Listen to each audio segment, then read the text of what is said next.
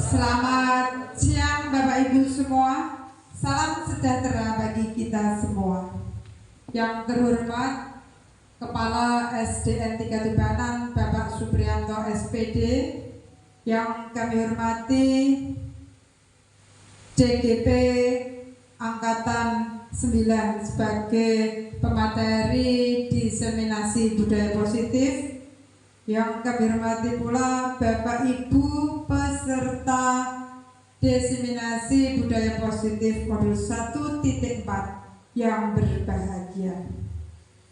Alhamdulillah, mari kita panjatkan puji syukur kita kepada Tuhan Yang Maha Esa yang telah memberikan rahmat-Nya kepada kita semua, sehingga di siang hari ini kita dapat berkumpul di ruang kelas 6 ini menghadiri undangan dari CGP Angkatan 9 dalam acara diseminasi budaya positif modul 1.4 dalam keadaan sehat dan berbahagia. Selanjutnya, sholawat serta salam mari kita haturkan kepada junjungan kita Nabi Agung Muhammad Shallallahu Alaihi Wasallam. Semoga kita telah mendapat syafaatnya. Amin. Diseminasi modul 1.4 budaya positif. Pra acara menyanyikan lagu Indonesia Raya. Acara 1. Pembukaan. 2. Sambutan Kepala SD Negeri 3 Tubanan. 3. Diseminasi modul 1.4 budaya positif oleh CGP Angkatan 9. 4. Tanya jawab. 5. Penutup. Pra acara menyanyikan lagu Indonesia Raya. Kepada yang bertugas disilakan. Hadirin dimohon untuk berdiri. Hiduplah Indonesia Raya, Tuhan Indonesia tanah airku, tanah tumpah darahku.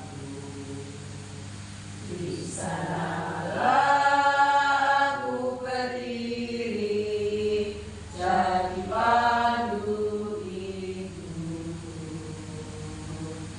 Indonesia kebangsaanku, bangsa dan tanah airku. Marilah kita berseru, Indonesia bersatu. Hiduplah tanahku, hiduplah negeriku, bangsaku, rakyatku semuanya. Bangunlah jiwanya, bangunlah badannya untuk Indonesia Raya. Indonesia Raya, merdeka, merdeka, tanahku, negeriku yang ku cinta. Indonesia Raya, merdeka, merdeka, hiduplah Indonesia Raya. Indonesia Raya, merdeka, merdeka, tanahku, negeriku yang ku cinta. Indonesia Raya, merdeka, merdeka, hiduplah Indonesia Raya. Hadirin disilakan duduk kembali. Acara yang pertama, pembukaan. Marilah kita buka diseminasi budaya positif modul 1.4 ini dengan membaca basmalah bagi yang beragama Islam dan yang selain Islam menyesuaikan. Mari saya antarkan. Bismillahirrahmanirrahim. Semoga membawa kelancaran acara acara diseminasi budaya positif pada siang hari ini. Merupakan acara yang kedua sambutan Kepala SD Negeri 3 Tubanan kepada Bapak Supriyanto SPD. Disilakan.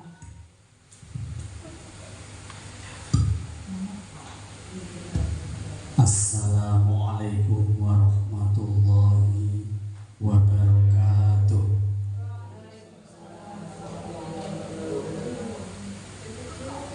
Bismillah, alhamdulillah, wa ala alihi wa sahbihi amma ba'da.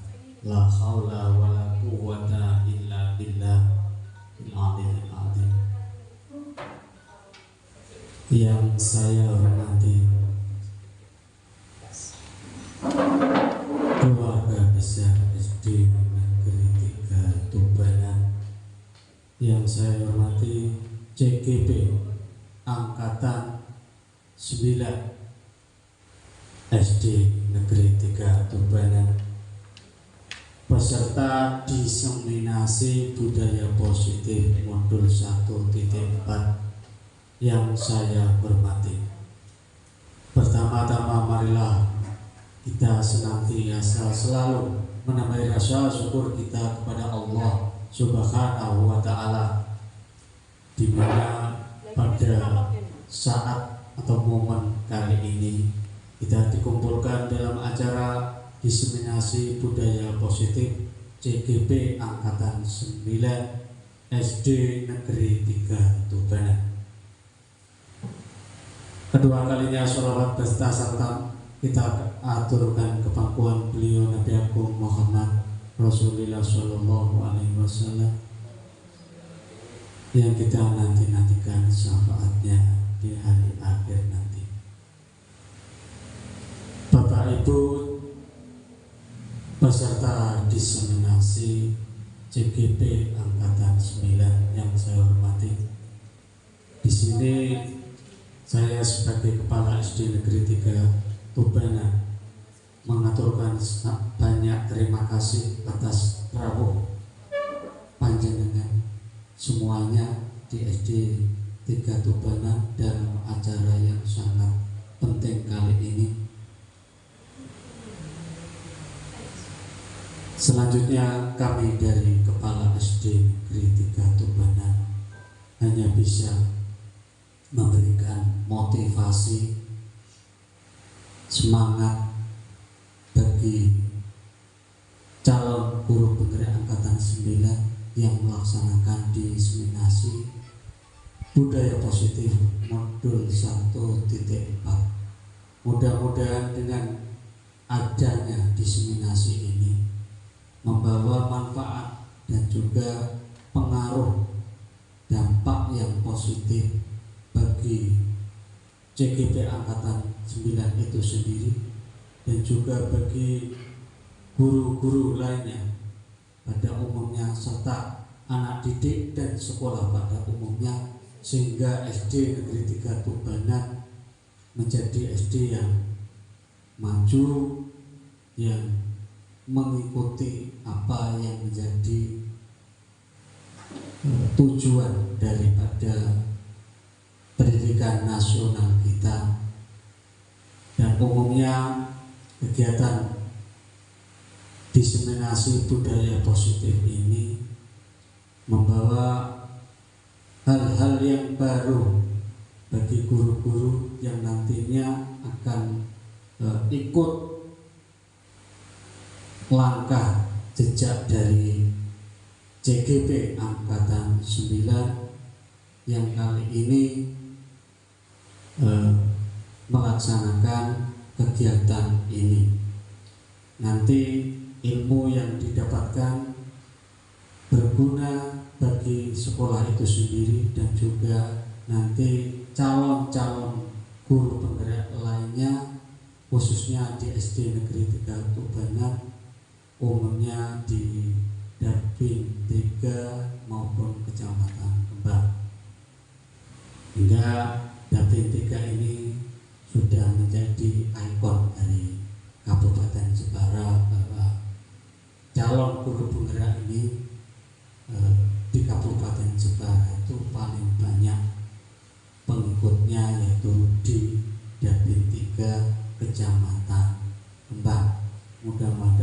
selanjutnya Dapin 3 ini khususnya SD 3 Tubanan membawa kemajuan yang sangat berarti bagi kemajuan sekolah.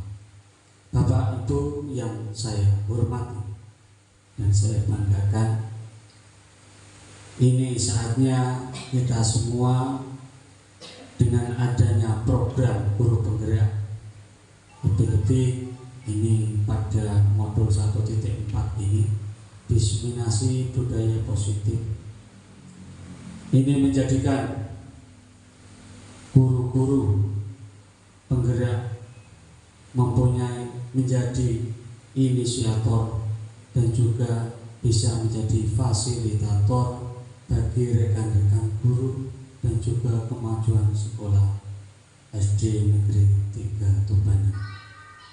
Mudah-mudahan jerih payah Bapak Ibu ini bermanfaat bagi diri sendiri, sekolah maupun lingkungan pada umumnya, agar kelak ini menjadi bukti bahwa di SD Negeri 3 Tubanan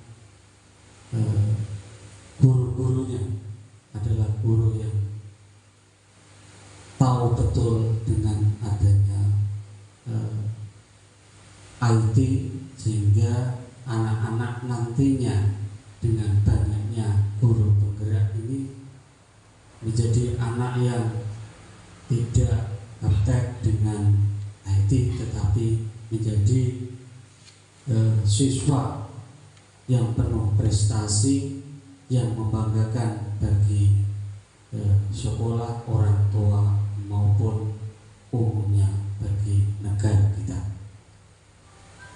Bapak Ibu yang saya hormati, kiranya untuk diseminasi ini bisa menjadi landasan awal bagi Bapak Ibu untuk menerapkan atau jenjang selanjutnya dengan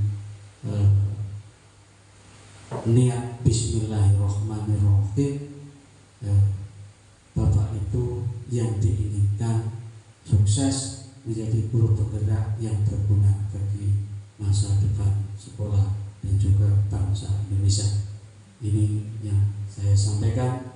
Selanjutnya kurang lebihnya mohon maaf, acara bisa dilanjutkan oleh pembawa acara. Wabillahi taufiq wal hidayah. Wassalamualaikum warahmatullahi wabarakatuh. Kabupaten Jepara, kepadanya disilakan. Assalamualaikum warahmatullahi wabarakatuh.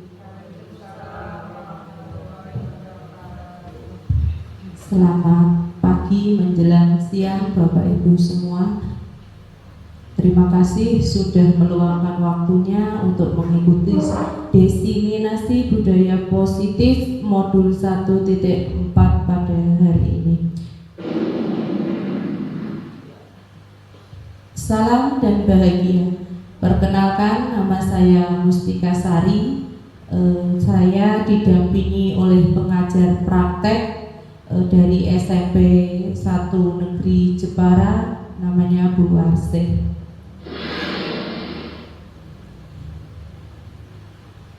Pada kesempatan kali ini saya akan membahas sebentar tentang dasar pendidikan yang dikemukakan oleh Ki Hajar Dewantara. Maksud dari pendidikan itu adalah menuntut segala kekuatan kodrat yang ada pada anak-anak agar mereka dapat mencapai keselamatan dan kebahagiaan yang setinggi-tingginya, baik sebagai manusia maupun sebagai anggota masyarakat.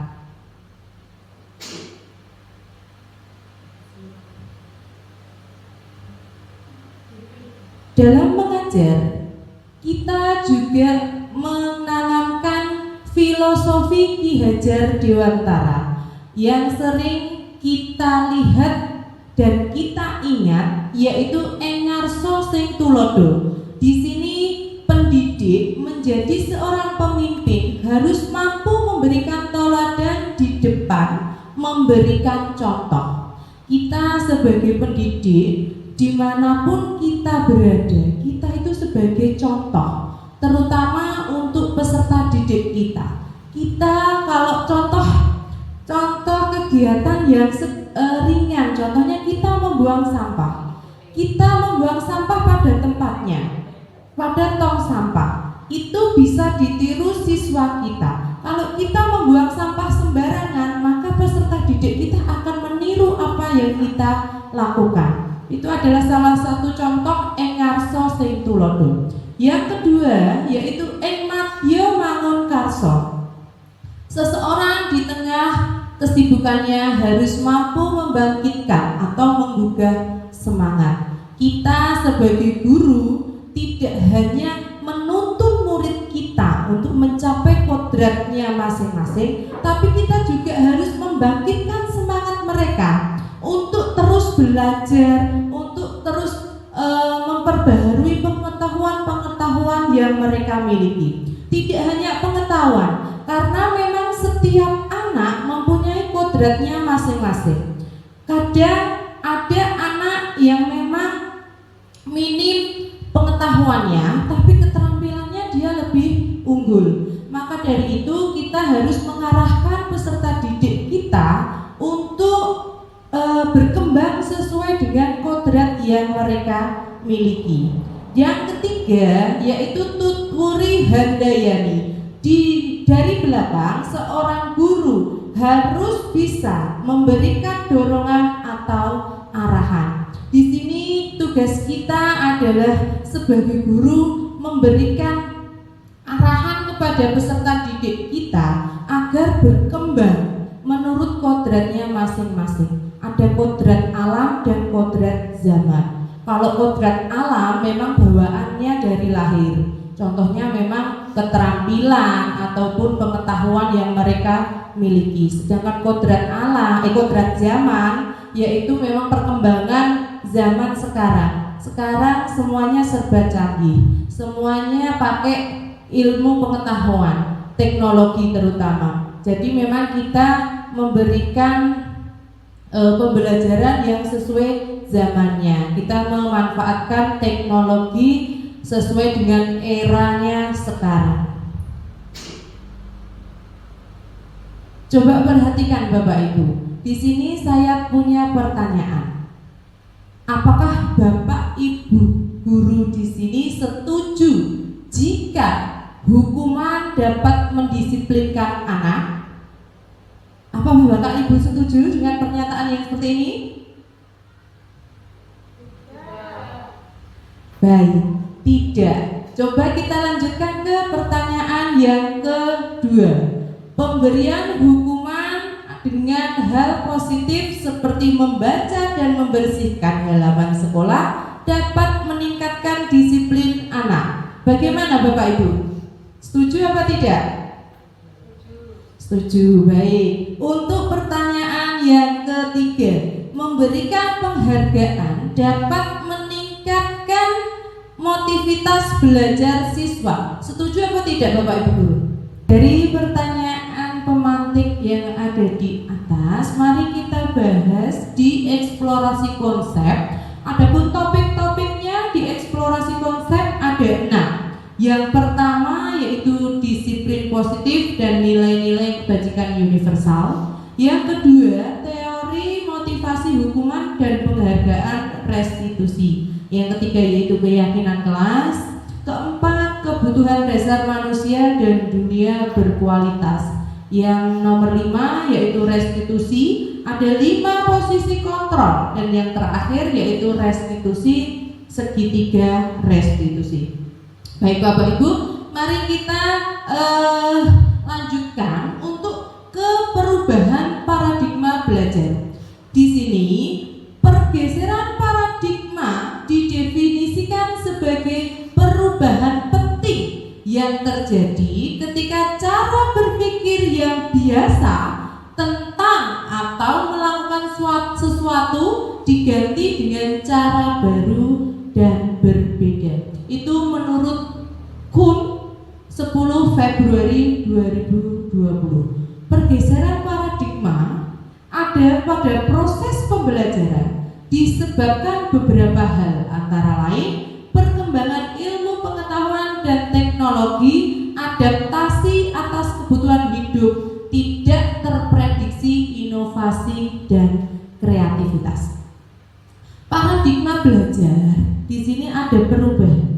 Perubahan sudah dijelaskan oleh Kuhn 10 Februari 2020, di mana perubahan ini disebabkan oleh perkembangan ilmu pengetahuan dan teknologi adaptasi.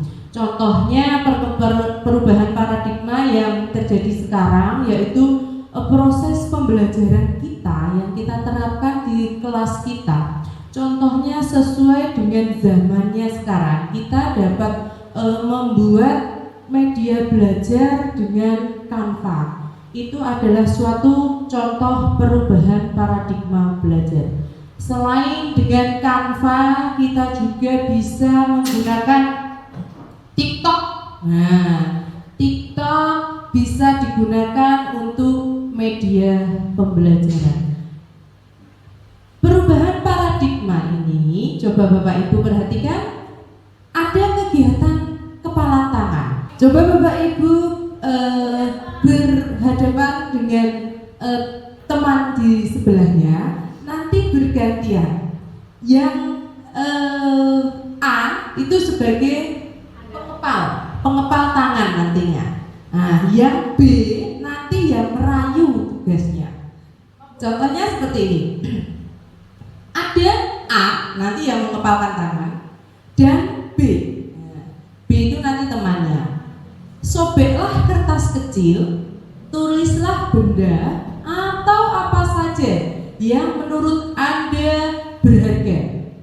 Setelah itu, letakkan di salah satu tangan Anda dan genggam benda atau sesuatu tersebut dengan sekuat-kuatnya. Nanti buatlah sebuah kepalan nantinya, dikepal di dalam kertasnya, nanti ditaruh di dalam kepalan itu. Nah, tugasnya yang B nanti akan mencoba sekuat tenaga untuk membuka kepalan tangannya si A tadi.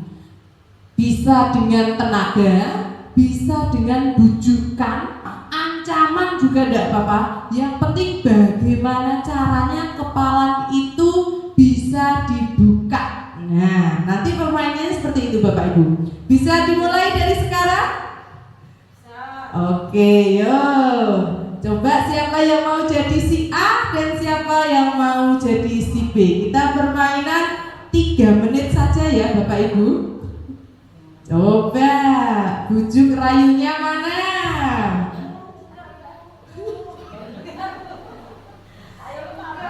Ayo sekuat tenaga ditarik Ibu.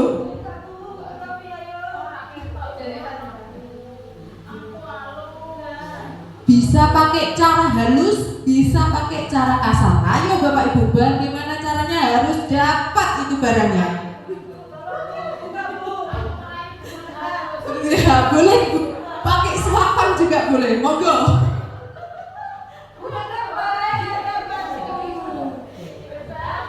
Oke, permainan selesai Bapak Ibu.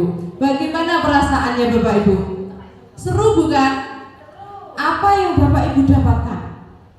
Dari permainan ini dapat kita simpulkan bahwa apa yang menjadi keinginan kita ataupun kemauan kita dapat kita genggam sekuat tenaga.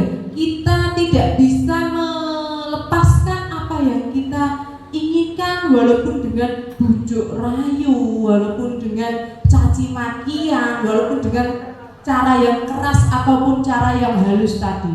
Karena itu adalah apa yang ada dalam diri kita yang mengendalikan, seperti itu. Perubahan paradigma menurut teori kontrol atau ilustrasi kontrol. Di sini ilustrasinya yaitu ada empat. Yang pertama yaitu ilusi guru mengontrol murid. Yang ketiga yaitu ilusi bahwa kritik membuat orang lain merasa bersalah, dapat menguatkan karakter. Yang ketiga yaitu ilusi bahwa semua penguatan positif efektif dan bermanfaat. Dan sedangkan yang terakhir yaitu ilusi bahwa orang dewasa memiliki hak untuk memaksa. Ya, kita lanjutkan. Dari perubahan paradigma tersebut, kita melanjutkan ke disiplin positif dan nilai kebajikan universal. Disiplin positif merupakan pendekatan mendidik anak untuk melakukan kontrol diri dan pembentukan kepercayaan diri. Adapun nilai kebajikan adalah sifat positif manusia yang merupakan tujuan mulia yang ingin dicapai setiap individu. Nilai tersebut bersifat universal dan lintas bahasa, suku, bangsa, agama maupun latar belakang. Disiplin positif di sini yaitu pendekatan anak melalui kontrol diri dan pembentukan kepercayaan diri. Di sini nanti Bapak Ibu guru dapat melakukan disiplin positif dengan cara pendekatan. Disiplin positif yang dapat kita terapkan di sekolah kita contohnya pembacaan Asmaul Husna setiap pagi, apel pagi kita lakukan agar menumbuhkan rasa keimanan kita, rasa syukur kita pada Tuhan Yang Maha Esa. Selain pembacaan Asmaul Husna, kita juga menerapkan pembacaan surat-surat pendek pada tiap harinya sebelum pembacaan Asmaul Husna. Dilanjutkan dengan bersalaman dengan Bapak Ibu guru. Setelah itu baru masuk ke dalam kelas. Kita memulai pembelajaran. Sebelum dimulai pembelajaran kita biasanya menerapkan budaya 5S, yaitu senyum, sapa, salam, sopan, dan santun. Itu adalah salah satu contoh disiplin positif. Nilai kebajikan yang ingin dicapai oleh setiap anak Indonesia, kita kenal dengan profil pelajar Pancasila, yaitu beriman, bertakwa kepada Tuhan Yang Maha Esa, dan berakhlak mulia, mandiri, bernalar kritis, berkebinekaan global, bergotong royong, dan kreatif. Melalui kegiatan apel pagi ataupun 5S tadi, kita menginginkan anak-anak kita atau murid-murid kita menjadi seseorang yang memiliki karakter profil pelajar Pancasila. Contohnya yaitu beriman dan bertakwa kepada Tuhan Yang Maha Esa. Selain 5S, kita juga melakukan kegiatan literasi, pembacaan surat-surat pendek sebelum kegiatan Asmaul Husna itu berlangsung. Bernalar kritis juga kita biasanya untuk yang kelas tinggi, karena memang sudah bisa mandiri dan sudah bisa diarahkan, maka biasanya dilakukan pendampingan untuk kunjungan ke tempat-tempat usaha. Contohnya yang dilakukan pada kemarin yaitu kunjungan ke PT AMS itu untuk melihat proses pemanfaatan limbah sampah. Salah satu dari kegiatan itu tujuannya yaitu untuk kreativitas, mandiri, bergotong royong. Adapun dari unsur-unsur ini nantinya diharapkan peserta didik bisa memanfaatkan sampah rumah tangga untuk menjadi barang yang mempunyai nilai guna. Adapun motivasi perilaku manusia, menurut Dian Jensen dalam bukunya Restructuring School Discipline, ada 3 alasan motivasi manusia dalam melakukan sesuatu, yaitu yang pertama untuk menghindari ketidaknyamanan dan hukuman. ataupun sering disebut dengan motivasi eksternal. Yang kedua, yaitu untuk mendapatkan imbalan atau penghargaan dari orang lain, juga termasuk motivasi eksternal. Dan yang ketiga, yaitu untuk menjadi orang yang mereka inginkan dan menghargai diri sendiri dengan nilai-nilai yang mereka percayai. Di sini termasuk motivasi internal. Tujuannya yaitu disiplin positif. Nah, coba Bapak Ibu, agar lebih bersemangat, coba berdiri sebentar, kita lakukan ice breaking dulu ya. Ini adalah salah satu contohnya. Nanti seperti ini.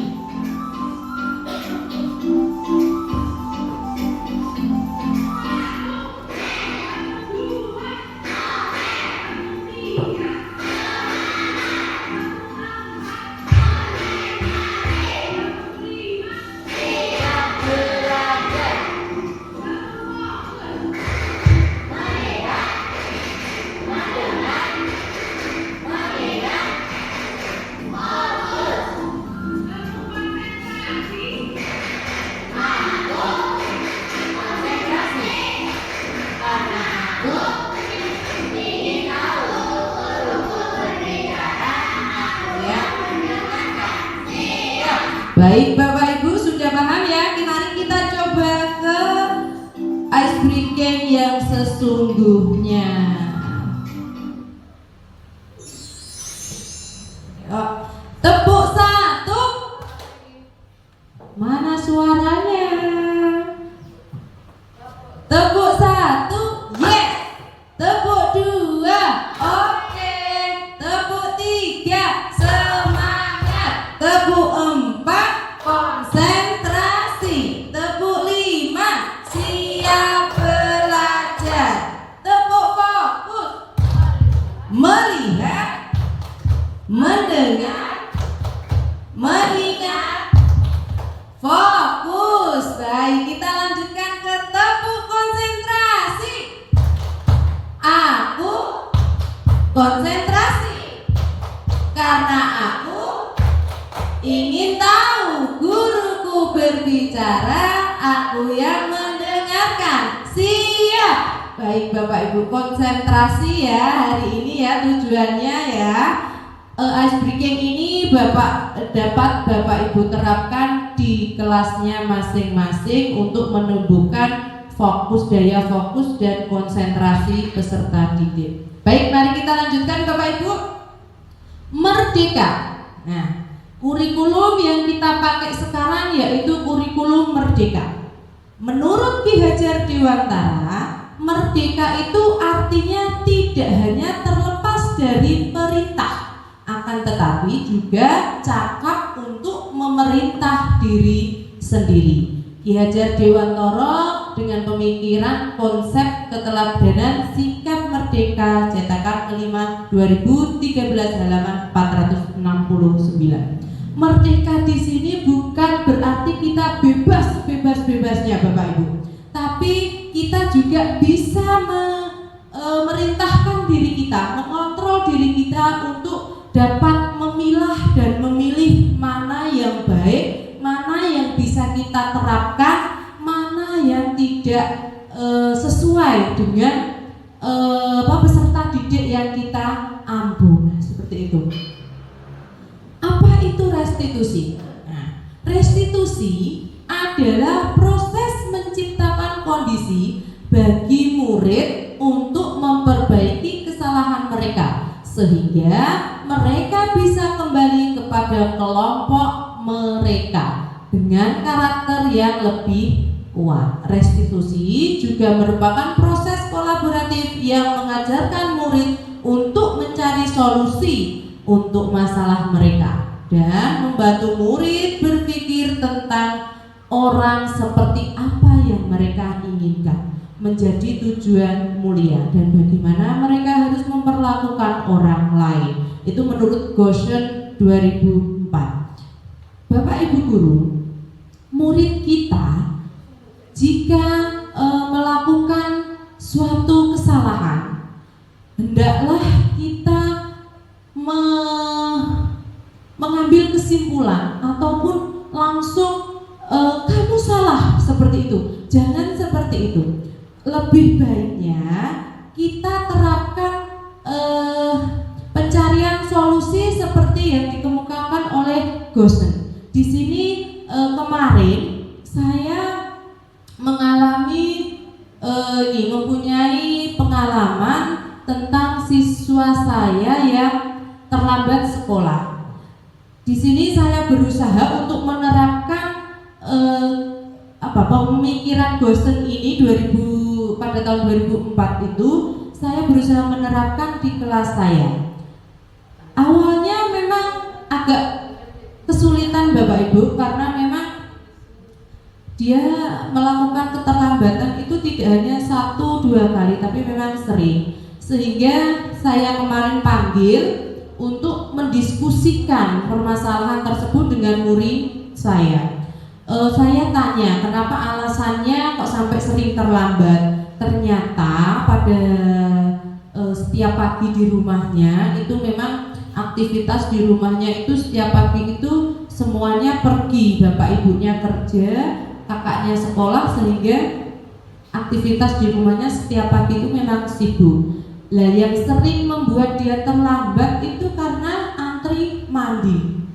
Nah, saya tanya, kok sering antri mandi tapi kok tidak ada keinginan untuk merubah itu semua? Kalau memang alasan sering mandi itu membuat dia telat, kan seharusnya dia bisa mencari solusi kenapa kok telat setiap hari seperti itu. Akhirnya saya arahkan untuk mencari solusi sehingga dia mencari solusinya sendiri dengan bangun lebih pagi supaya dia mandinya lebih awal agar tidak terlambat sekolah seperti itu. 9 ciri-ciri restitusi. Yang pertama yaitu bukan untuk menebus kesalahan, namun untuk belajar dari kesalahan. Di sini Bapak Ibu guru bisa menerapkan ini di kelasnya masing-masing. Kalaupun nanti kan di kelas itu kan banyak permasalahan Bapak Ibu dengan murid kita, tidak hanya yang terlambat, terkadang saat pembelajaran pun ada yang tertidur, tidak mengerjakan tugas, sering ngomong sendiri, itu sebenarnya kan permasalahan.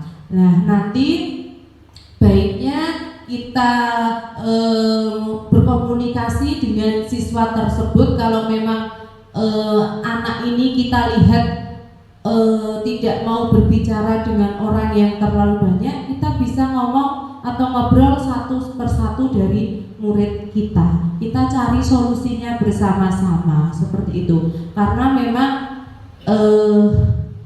penerapan hukuman itu sebenarnya kan tidak membuat siswa itu semakin jera, tapi hukuman itu bersifat kaku, tidak menyelesaikan masalah, tapi hanya membuat anak itu menjadi takut. Yang kedua yaitu memperbaiki hubungan. Hubungan di sini adalah hubungan dengan siswa-siswi kita. Dari permasalahan itu kita dapat berkomunikasi dengan siswa tersebut secara lebih intens, secara lebih dari hati ke hati, karena anak didik kita itu sebenarnya lebih suka diajak berbicara secara halus ketimbang kita berbicara dengan nada yang kasar. Karena kalau kita berbicara dengan nada yang tinggi, dia itu belum bisa mengutarakan isi hatinya, karena dari awal dia sudah merasa takut. Coba kalau kita berbicara dengan nada yang halus, bahasa keibuan, mungkin dia akan merasa nyaman dulu, baru setelah itu dia mau bercerita. Maka kita harus memperbaiki hubungan. Yang ketiga yaitu tawaran, bukan paksaan. Nah, di sini nanti Bapak Ibu kita bisa mencari solusi yang baik untuk anak itu secara bersama-sama. kita tawarkan maunya gimana. Kalau memang kamu maunya contoh yang seperti yang saya lakukan kemarin pada siswa saya yang telat, kamu maunya gimana? Saya tawarkan seperti itu. Kamu dengan permasalahan kamu yang seperti ini, kamu baiknya gimana? Dia mencari sendiri. Oke Bu, saya maunya bangun lebih pagi supaya tidak antri mandi. Nah caranya bagaimana untuk bangun lebih pagi? Saya tanya seperti itu. Terus dia menjawab, saya akan membunyikan alarm saya supaya saya bisa bangun lebih pagi. Berarti dia itu mencari solusinya sendiri. Kita hanya mengarahkan, menawarkan seperti itu. Dan yang keempat yaitu restitusi, menuntun untuk melihat ke dalam diri. Yang kelima, mencari kebutuhan dasar. Yang keenam yaitu restitusi diri adalah cara yang paling baik. Yang ketujuh yaitu restitusi fokus pada karakter bukan tindakan. Yang kedelapan yaitu restitusi fokus pada solusi. Dan yang kesembilan adalah pengembalian murid yang berbuat salah pada kelompoknya. Nah, dari permasalahan-permasalahan itu Bapak Ibu, kita bisa membuat keyakinan kelas. Keyakinan kelas di sini adalah kebijakan universal yang disepakati secara tersirat dan tersurat, lepas dari latar belakang suku, negara, bangsa maupun agama. Keyakinan kelas ini nanti Bapak Ibu bisa Bapak Ibu buat dengan cara berdiskusi dengan siswa-siswi Bapak Ibu di kelas, menentukan kesepakatan kelas mana yang mau disepakati. Contohnya, yang pertama mungkin kesepakatan yang bisa kita ambil yaitu memperhatikan saat pembelajaran, tidak ngobrol sendiri. Nah, seperti itu. Bapak Ibu bisa melakukan kegiatan berkelompok dengan menulis di kertas ataupun di pop-it itu ya. Nanti setiap siswa mengisi kritik dan sarannya untuk keyakinan kelas itu, nanti bisa diambil kesimpulan bahwa keyakinan kelas yang kita terapkan nanti di kelas kita nanti ditulis di kertas folio ataupun kertas manila kalau mau yang lebih besar. Nanti kita tanda tangan bersama satu kelas. Nah, dari kegiatan itu nanti kan setiap siswa kan meyakini bahwa oh ini loh dari rapat kegiatan ini loh yang saya mau. Nanti kan seperti itu. Jadi keyakinan kelas ini bisa berjalan dengan baik. Seseorang akan lebih tergerak dan bersemangat dengan keyakinannya daripada sekedar mengikuti peraturan tertulis tanpa makna. Ini adalah salah satu contoh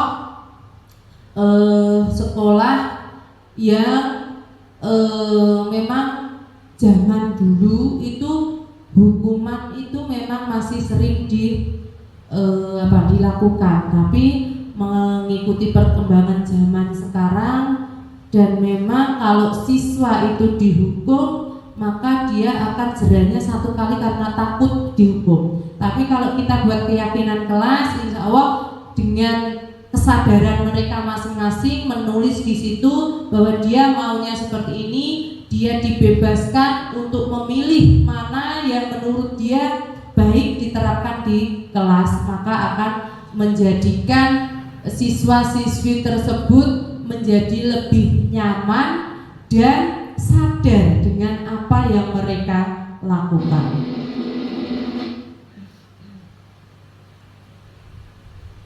Pembentukan keyakinan kelas ataupun di sekolah. Keyakinan kelas bersifat lebih abstrak daripada peraturan, lebih rinci dan konkret. Keyakinan kelas berupa pertanyaan universal.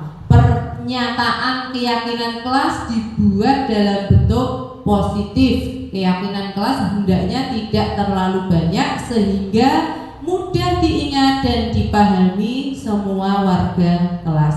Keyakinan kelas hendaknya dapat diterapkan di lingkungan tersebut. Semua warga kelas ikut berkontribusi dalam pembuatan keyakinan kelas lewat kegiatan curah pendapat. Bersedia meninjau kembali keyakinan kelas dari waktu ke waktu.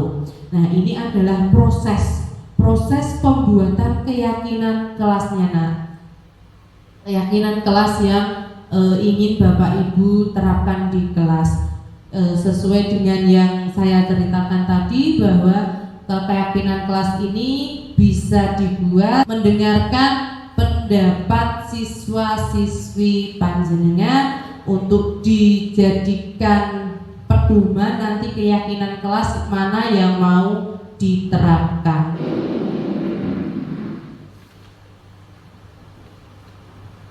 Ini adalah salah satu keyakinan kelas di SD Negeri 3 Tubanan. Yang pertama yaitu datang ke sekolah tepat waktu, mengucapkan salam kepada bapak dan teman, mengikuti apel pagi dan berdoa sebelum pembelajaran, berkata santun, berperilaku sopan, menghormati guru, menyayangi teman, menyelesaikan tugas dengan tanggung jawab, dan yang terakhir yaitu menjaga kebersihan kelas dan lingkungan. Ini adalah keyakinan kelas di SD Negeri 3 Tubanan. Keyakinan kelas itu bisa disesuaikan dengan kelasnya masing-masing Bapak Ibu. Tidak hanya satu seperti ini, bisa disesuaikan dengan kelasnya masing-masing sesuai dengan yang diinginkan murid Bapak Ibu semuanya.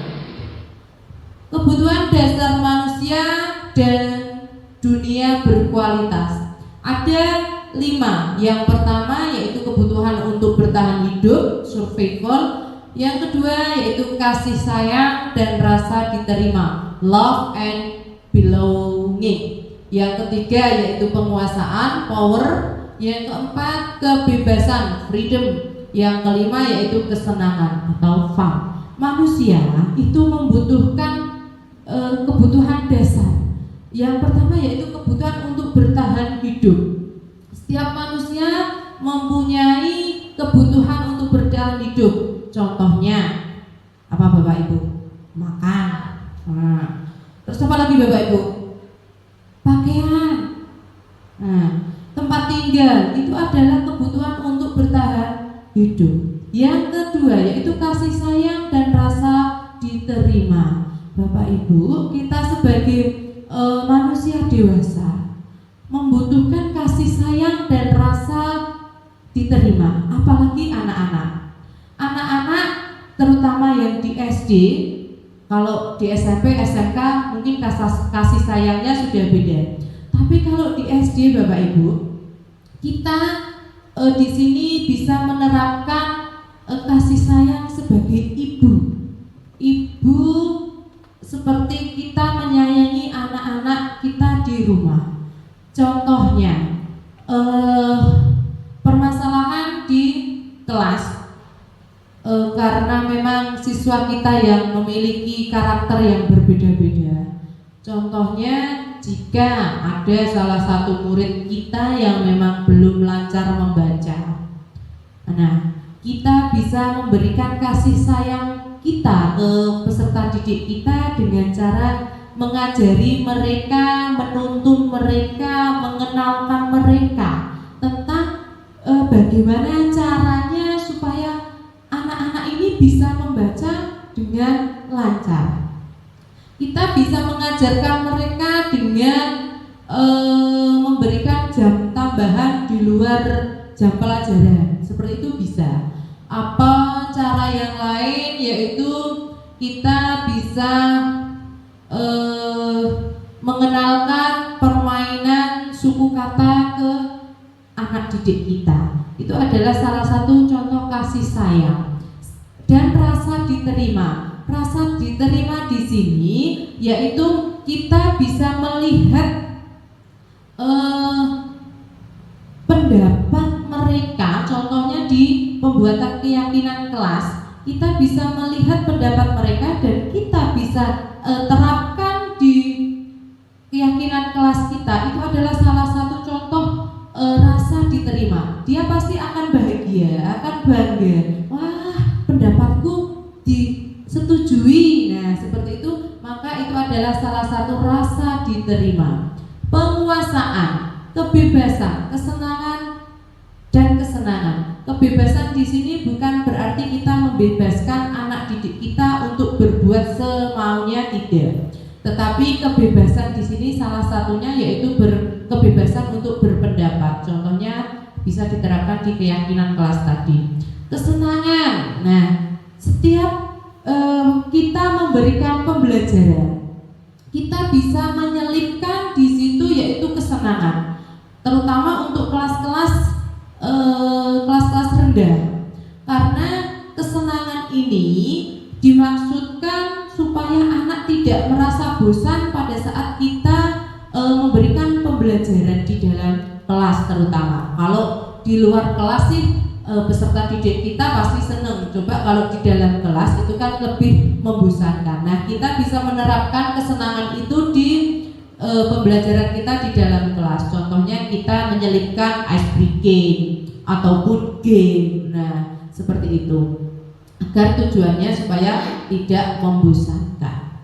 Kebutuhan bertahan hidup survival adalah kebutuhan yang bersifat fisiologis untuk bertahan hidup. Misalnya kesenangan, rumah, pakaian ataupun makanan. Kasih sayang dan rasa diterima, yaitu kebutuhan untuk diterima, merupakan kebutuhan untuk disayangi dan diterima, meliputi kebutuhan akan hubungan dan koneksi sosial, kebutuhan untuk memberi dan memberi kasih sayang, dan kebutuhan untuk merasa menjadi bagian dari suatu kelompok. Adapun penguasaan yaitu kebutuhan pengakuan atas kemampuan. Kebutuhan ini berhubungan dengan kekuatan untuk mencapai sesuatu, menjadi kompeten, menjadi terampil, diakui atas prestasi dan keterampilan kita, didengar dan memiliki rasa harga diri. Semuanya sudah dicontohkan tadi ya. Kita lanjutkan.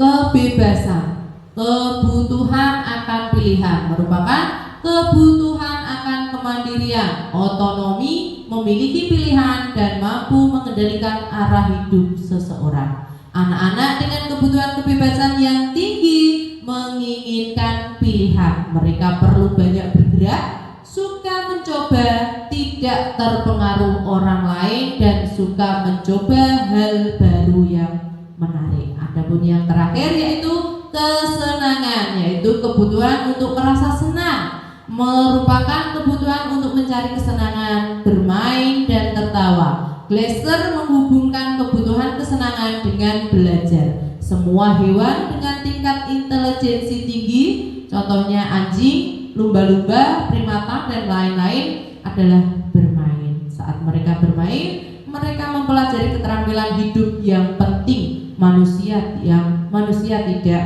berbeda. Nah, itu adalah pengertian dari kebutuhan dasar manusia. Nah, dari sini ada 5 posisi kontrol. Menurut teori Dr. William Glasser, Gosden berkesimpulan ada 5 posisi kontrol yang diterapkan guru, orang tua ataupun atasan dalam melakukan kontrol, yaitu pertama, penghukum, yang kedua, pembuat merasa bersalah, ketiga yaitu teman, keempat pemantau, dan yang kelima adalah manajer. Penghukum merupakan seorang penghukum bisa menggunakan hukuman fisik ataupun verbal. Pembuat merasa bersalah, pembuat rasa bersalah akan menggunakan keheningan yang membuat orang lain merasa tidak nyaman, bersalah atau rendah diri. Pada posisi ini guru akan bersuara lembut. Yang ketiga yaitu teman. Guru pada posisi ini tidak akan menyakiti murid, namun akan tetap berupaya mengontrol murid melalui persuasi. Posisi teman pada guru bisa negatif ataupun positif. Yang keempat yaitu pemantau. Memantau berarti mengawasi, tidak kita bertanggung jawab atas perilaku orang-orang yang kita awasi. Yang terakhir yaitu manajer. Posisi ini di mana guru berbuat sesuatu bersama murid, mempersilahkan murid mempertanggungjawabkan perilakunya, mendukung murid agar dapat menemukan solusi atas permasalahannya sendiri. Bapak Ibu, posisi kontrol kita sebagai guru itu ada 5. Yang pertama yaitu penghukum, di mana di sini guru bisa melakukan hukuman fisik ataupun verbal. Apa itu boleh Bapak Ibu? Tidak ya. Penghukum di sini maksudnya yaitu hukuman yang mendidik, bukan hukuman yang fisik seperti lari di lapangan ataupun hukuman verbal, contohnya kamu ini seperti ini. Nah, itu namanya hukuman verbal. Itu tidak boleh Bapak Ibu. Contoh hukuman yang positif contohnya bagaimana? Contohnya yaitu kalau ada siswa atau murid kita membuang sampah sembarangan, kita bisa menghukum mereka dengan gini. Sampah yang kamu ambil ini, sampah yang kamu buang ini tolong dibuang di tempat sampah ya. Nah, itu salah satu hukuman yang positif, bukan hukuman yang fisik ataupun verbal. Yang kedua yaitu pembuat merasa bersalah. Di sini biasanya posisi kontrol kita itu kita berbicara dengan suara yang lembut.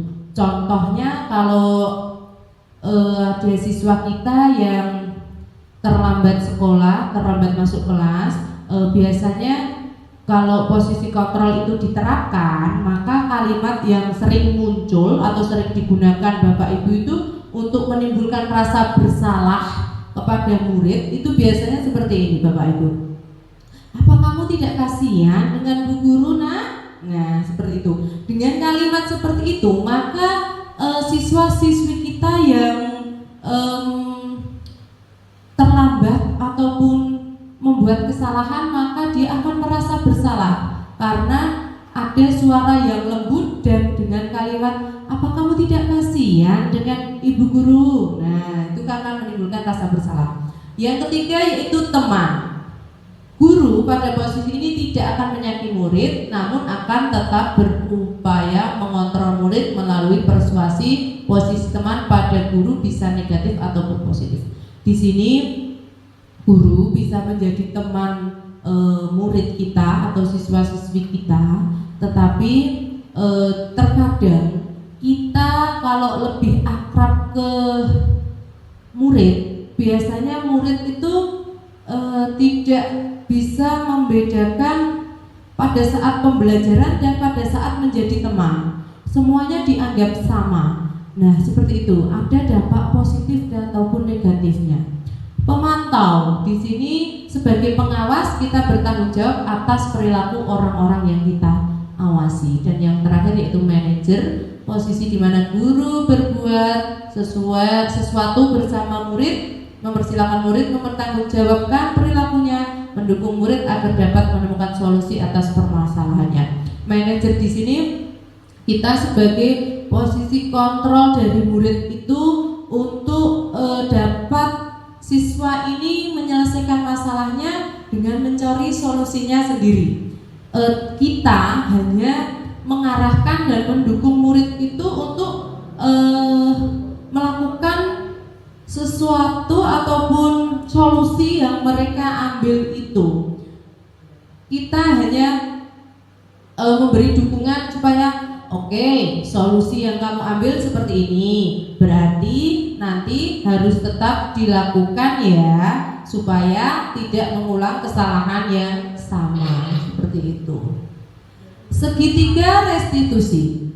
Menurut Dian Gosson dalam bukunya Restitusi, Restructuring School Discipline 2001 telah merancang sebuah tahapan untuk memudahkan para guru dan orang tua dalam melakukan proses untuk menyiapkan anaknya untuk melakukan restitusi atau restitution triangle. Adapun tahapan dari restitusi, segitiga restitusi, yaitu di mana guru melakukan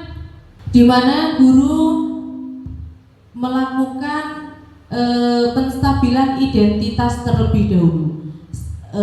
Contoh kalimat yang bisa kita gunakan yaitu setiap orang pasti pernah melakukan kesalahan, nak. Nah, kamu bukan satu-satunya yang pernah melakukan. Itu adalah salah satu atau contoh-contoh dari menstabilkan identitas. Setelah menstabilkan identitas, kita melakukan validasi tindakan yang salah. Adapun kalimat yang bisa kita gunakan yaitu kamu tentu punya alasan mengapa melakukan itu.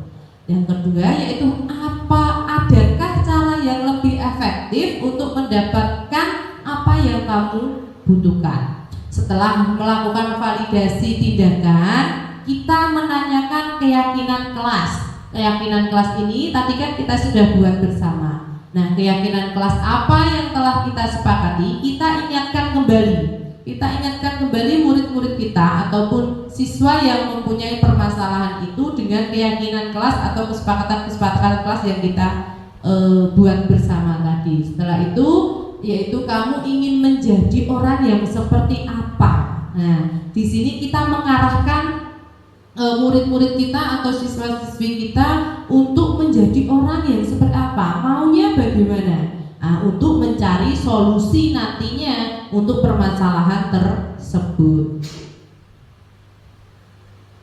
3 sisi segitiga restitusi didasarkan prinsip utama teori kontrol. Langkah-langkahnya yaitu tadi menstabilkan identitas atau stabilis the identity.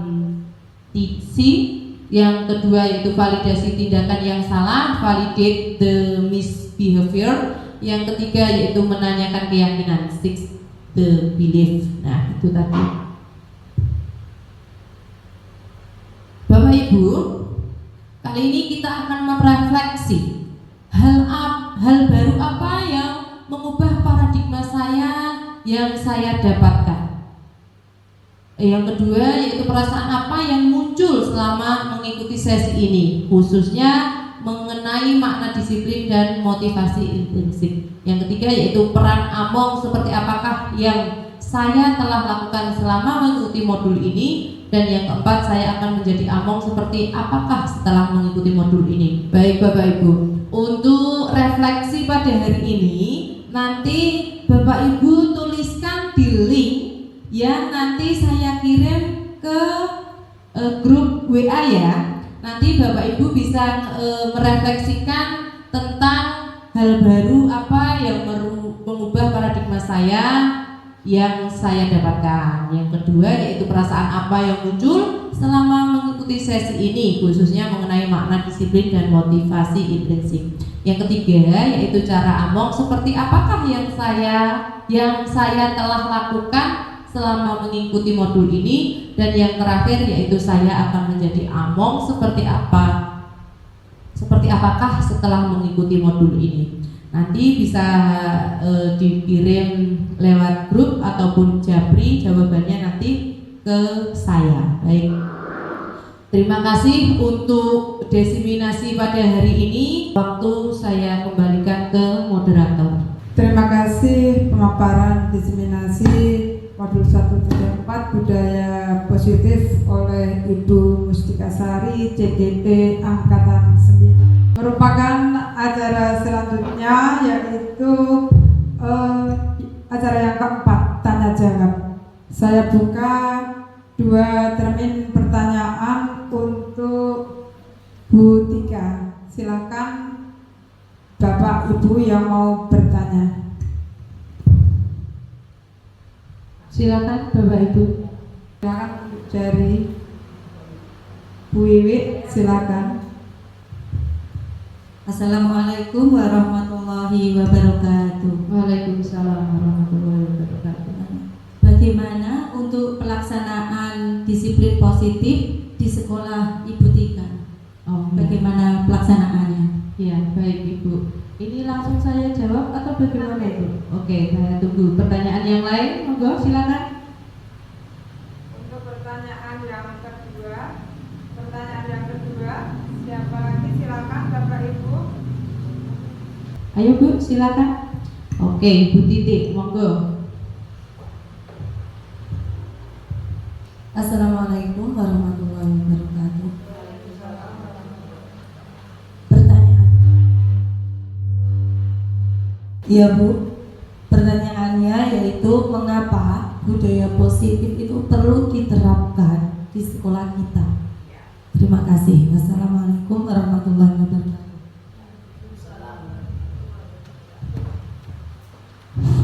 Terima kasih. Ada dua pertanyaan untuk Bu Tika. Yang pertama, pertanyaan dari Bu Wiwi, yaitu bagaimana pelaksanaan penerapan budaya positif di sekolah Bu Tika. Dan yang pertanyaan kedua, pertanyaan dari Bu Titik, mengapa budaya positif perlu diterapkan di sekolah?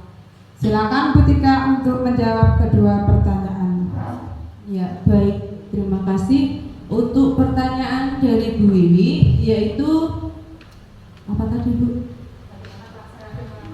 Bagaimana pelaksanaan budaya positif di sekolah saya? Baik. Untuk penerapan budaya positif di sekolah saya, kegiatannya yaitu yang sering dilakukan, memang setiap hari dilakukan. Sebelum masuk ke dalam kelas, kegiatan yang pertama dilakukan yaitu melakukan apel pagi, Bapak Ibu. Apel pagi di sini kegiatan yang dilakukan yaitu pertama membaca Asmaul Husna. Setelah pembacaan Asmaul Husna dilanjutkan dengan bersalaman dengan Bapak Ibu guru. Setelah itu menuju ke dalam kelas, kita sebelum pembelajaran dimulai, kita melakukan doa sebelum pembelajaran. Selain itu, kita biasakan dengan istilah 5S, Bapak Ibu. Senyum, sapa, salam, sopan, dan santun. Adapun kegiatan yang lain, contohnya kalau tiap hari Jumat biasanya kita ada kegiatan yang namanya Jumat beramal. Ada juga Jumat sehat, Jumat bersih. Pada saat hari Jumat itu ada kegiatan khusus lagi, yaitu sebelum apel pembacaan surat Yasin. Itu adalah salah satu kegiatan budaya positif untuk penanaman karakter. Selain seperti itu, ada juga kegiatan budaya positif lainnya, yaitu kunjungan ke perpustakaan. Ada juga Ramadan berbagi. Nah, itu juga salah satu contoh-contoh kegiatan budaya positif di sekolah saya. Adapun untuk pertanyaan yang kedua, yaitu mengapa budaya positif perlu diterapkan?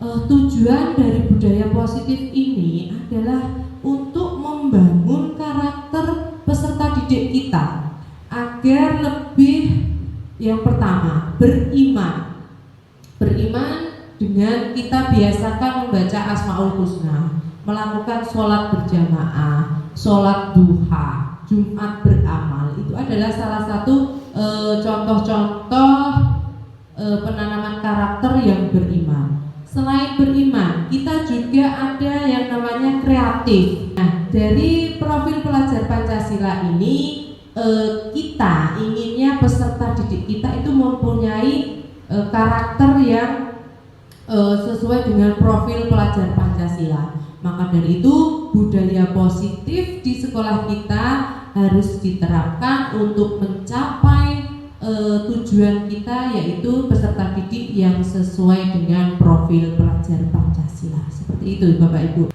Terima kasih. Bagaimana Bu Titik dan Bu Iwi, sudah bisa diterima penjelasan dari Bu Tika? Baik, terima kasih.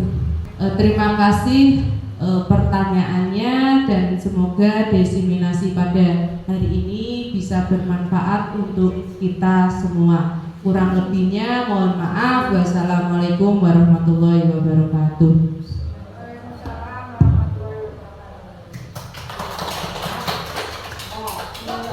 Terima kasih, semoga bermanfaat bagi kita semua. Merupakan acara yang ke-6 penutup. Marilah kita tutup diseminasi modul 1.4 budaya positif pada siang hari ini dengan membaca hamdalah bersama. Alhamdulillahirabbil alamin. Semoga bermanfaat bagi kita semua.